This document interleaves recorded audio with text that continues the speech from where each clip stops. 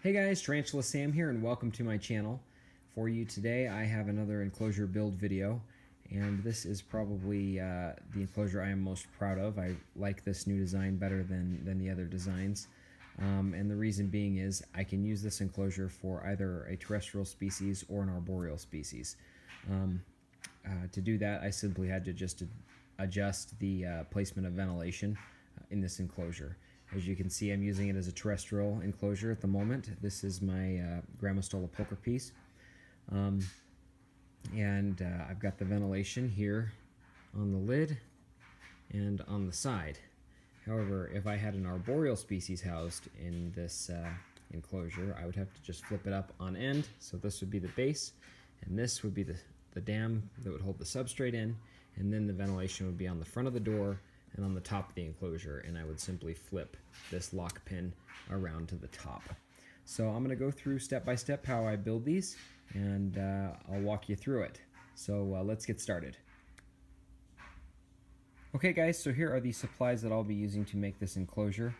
First, I've got this crystal clear display case from Hobby Lobby. At this point a lot of people are using these to house their tarantulas. This one is the 15.5 by 7 by 6. And they are $16.99, but you can get them for 40% off always if you bring in the coupon. I'll be using a 2-inch aluminum nail, this Scotch High Performance repair glue, and these 3cm acrylic hinges that I got super cheap off eBay. They did take a long time to get to me, but they were very inexpensive, and I'll post a link to the seller below. Okay guys, these are the tools that I will be using to make this enclosure.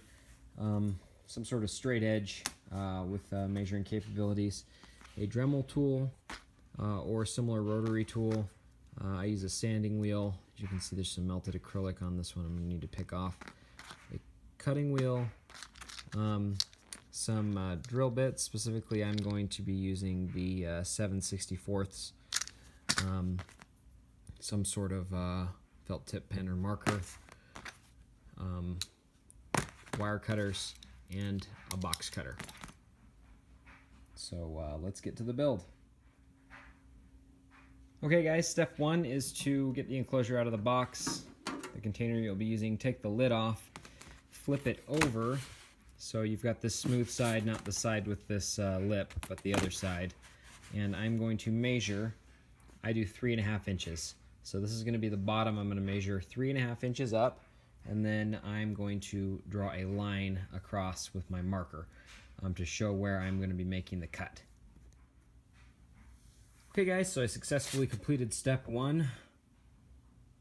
Measure 3.5 inches up from the side that I want to be the bottom, and draw my line. So next I am going to measure on the other side the 3.5 inches on each side, and make the marks where I am going to cut on the sides through this lip. Okay guys, so I don't know if you really can see this, but I did make the marks. The light's in the way. There it is. Right there and right there, and those will just be guide marks when I cut through this elevated lip. Okay, next step is to get the main body of the enclosure and decide what is going to be the top and what's going to be the bottom when you're using it as an arboreal setup. For my case, I'm going to make this the top, so I am going to place the lid or door part back on with the line and marks I drew. It's reflecting on my lights here at the bottom. So this is going to be the top. Now what I'm going to do is flip it up on its end, push this in really well, make sure it's well aligned. And on the top here, I'm going to measure to the center and draw a mark. I'm going to be drilling a hole here for where the lock pin will go. So I'm going to want the mark, if you can see, right between these two lines. Let me get something to point here. So as you can see, there's the line here and the one here. I want the hole to go right in between. You have to be very careful on this one because you're going to want the hole to go through the lip of the door and through the edge of the container without breaking through the top edge of the container. So I'm going to measure the center point and then drill the hole. Okay, I've got my mark on there right at the center. It's about 6 inches from this point here to this point here, so that's right at the 3-inch mark. So now I'm going to get my 7/64 bit out, and I'm going to drill a hole just straight down on that mark, and I'm going to be very careful not to break through the top edge of the container.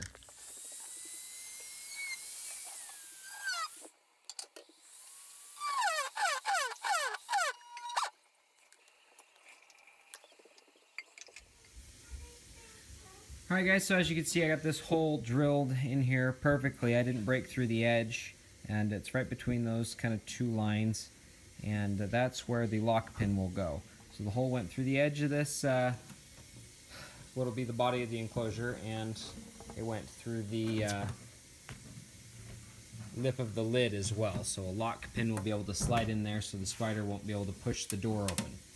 So I'm going to keep this lid on for now. And now I'm going to drill my ventilation.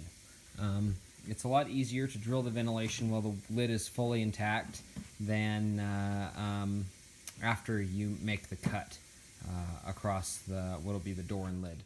I did that backwards last time, and it was quite the hassle drilling the ventilation. So this time I'm going to do it the right way. I've got this template to drill the holes.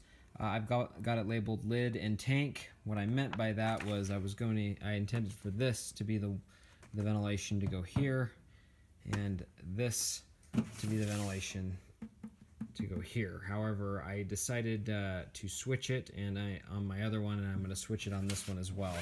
So I'm actually going to put this one on the lid and this one on the top of the enclosure. So I'm going to cut this out, and then I'm going to tape it, line it up and tape it where I want it with just some this masking tape. So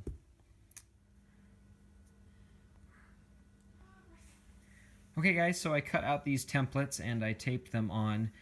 For this that'll be on this lid part, I just set the hinges on so I could get that ventilation just above where the hinges will be, so I have enough space to glue the hinges on without blocking the vent holes that I drill.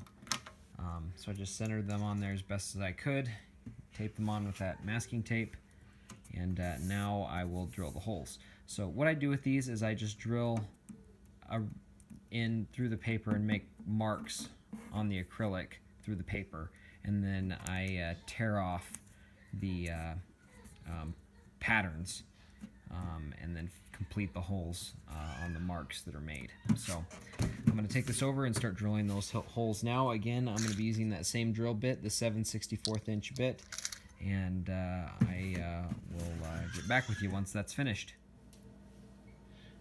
Remember to wear some sort of eye protection because the Dremel and the bit will throw pieces of acrylic. I would strongly suggest wearing something to protect your eyes.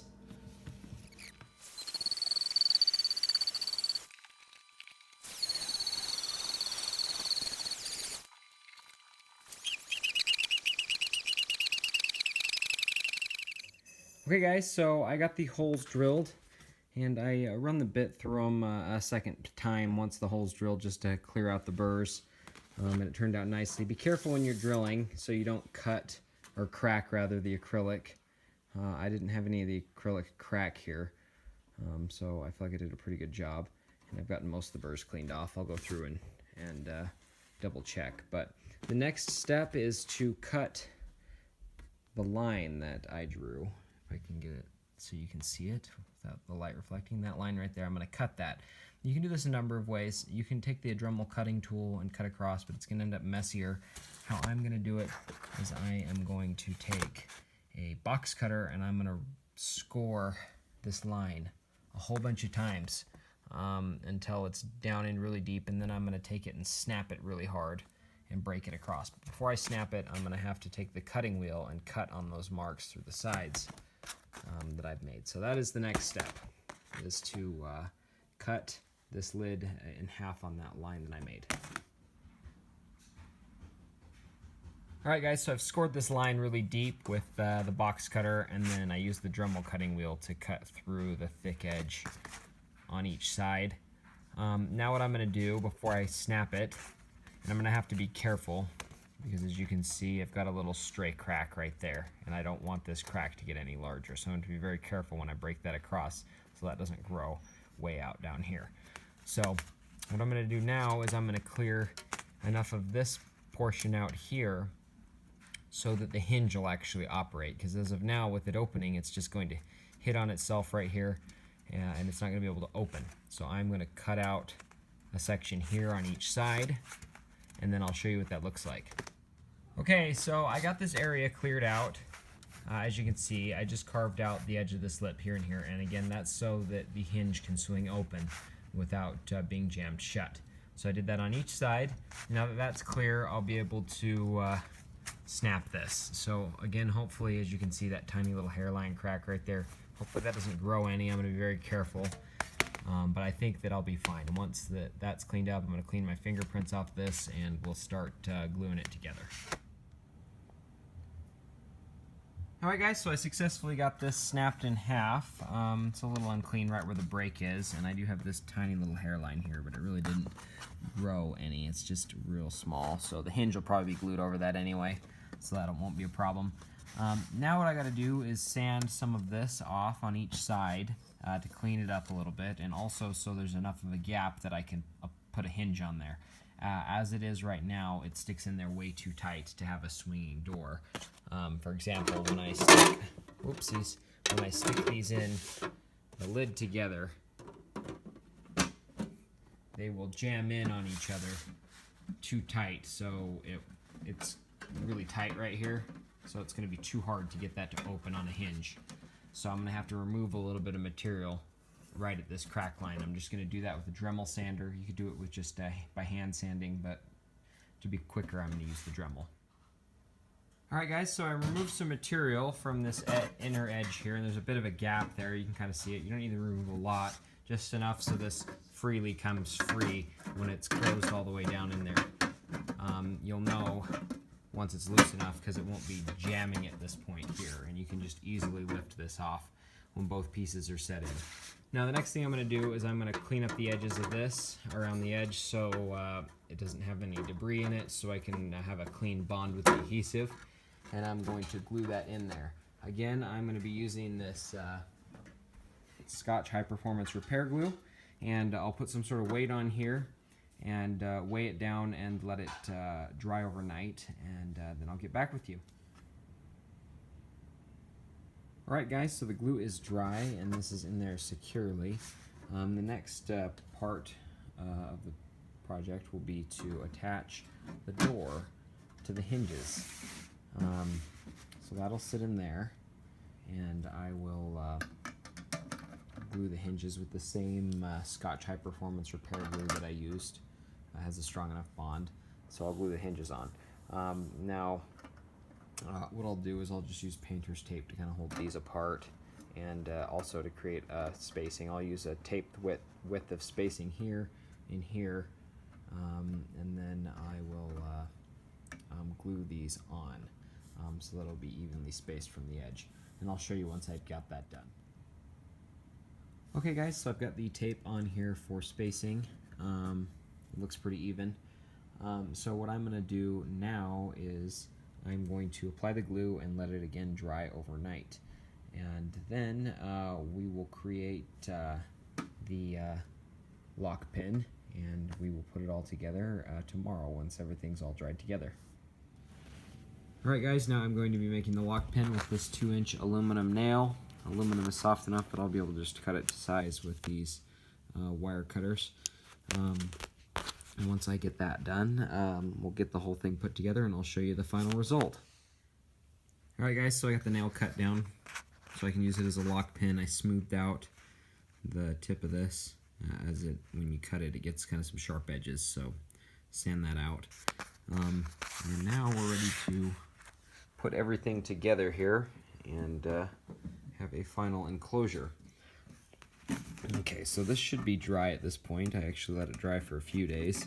So let me carefully pull the tape off here and see if it works. Hopefully this works. I haven't had it not work yet, so we should be fine.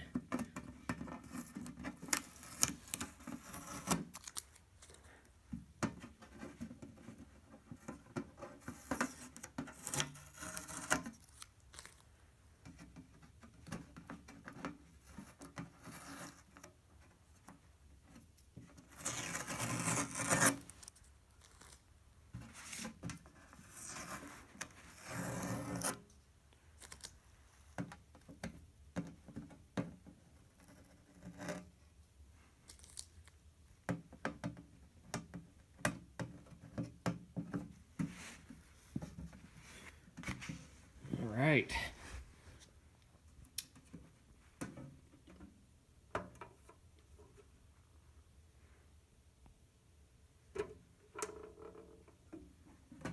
All right, that seems to work great.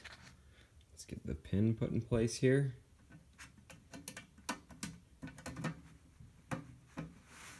There you go. All right, so at the end of this video, I'll get this wrapped up here shortly. I'm going to set this up and show you guys how I utilize these as both an arboreal and a terrestrial. I've got a second one of these already built, and I will do this one up as an arboreal. I'm using the other one as a terrestrial, and then I'll show you the finished setups side by side. Alright guys, here is two of the finished project. One is being used as a terrestrial enclosure, and in here I've got my Grammostola pulcher piece. And as you can see, the dirt level stays away from the vents when you lay it down on its side. And here the same one being used up on end as an arboreal. Places the ventilation on top and then on the front of the door. And I'm going to be housing my Poecilotheria rufilata in this enclosure. She's pushing 5 inches now, and it's getting a little crowded for her in this box. She'll spread out across the whole front of that at night, but most of the day she spends tucked in the bottom. But anyways, I'll be doing a rehousing video for her shortly, but I just wanted to show you guys how these worked. So when I close this door down, we'll just place the pin in upside down like that, and then she can't push it open. And then on this one, just like all of my other arboreal designs, pull it up and drop the pin in the top like that. So there you guys go. I hope this project was useful. I'll probably start building more of these as opposed to the ones that I only can use for either an arboreal or a terrestrial. I think these are pretty neat, and I wanted to share it with you. So if you like this video, go ahead and give me a thumbs up. And if you find my videos intriguing, I invite you to subscribe, and I will see you next time.